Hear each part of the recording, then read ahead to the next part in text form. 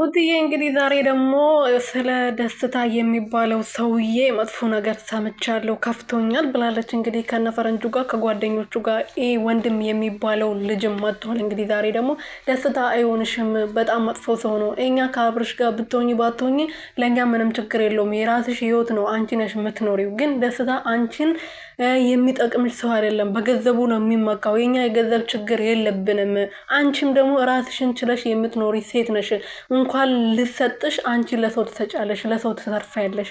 እሱ ግን ሁሉ ጊዜ የሚመካው በገንዘቡ ነው። ገንዘብ ልስጣችሁ ይላል። አንቺንም የሚፈልገው ደግሞ ቪዲዮ ላይ አስበሽ አይተሹ ከሆነ ትኩረት አድርገሽ ብዙ ጊዜ በገንዘቡ ይመካል። ገንዘብ ልስጥሽ ይላል። አንቺ ገንዘብ ፈልገሽ ነው ከሱ ጋር እየሆንሽ ያለሽው።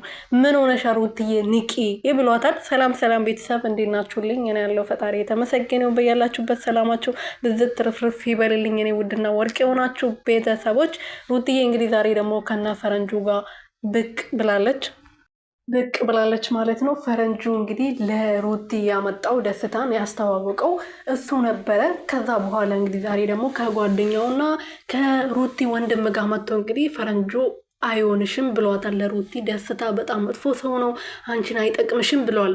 በየቀኑ ይገለባበጣሉ ማለት ነው። እኔ ግራ እያጋባኝ ነው የምር ማለት ነው። የሚመስል ድራማ የሚስብ አይን ውስጥ የሚገባ ቢሰሩ ጥሩ ነበረ፣ ግን ድራማው ተነብቶባቸዋል። እንደዛም ሆኖ እንግዲህ ሩትዬ ገንዘብ የምትፈልግ ሴት አይደለችም። አብርሽን ያው እንዴት ሆኖ ተገናኝቶ እዚህ እንደደረሱ ሁላችንም እናውቃለን።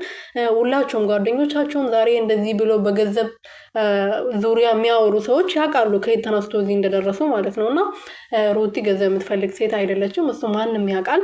እሷ ለሰውም ትተርፋለች፣ ለራሷ አይቅርና ማለት ነው እንኳን ከሰው ገንዘብ ልትቀበል። በነገራችን ላይ ደስታ እውነቱን ነው ማለት እውነታቸው ነው።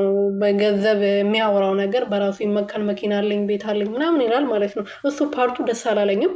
ያው ከሩትዬ ጋር ቆንጆ ቢሆንም ጠንበላል ቢሆንም ቆንጅና ደግሞ ምንም አይሰራም። ከሰው ጋር የሚያኖራችሁ ፍቅር ነው።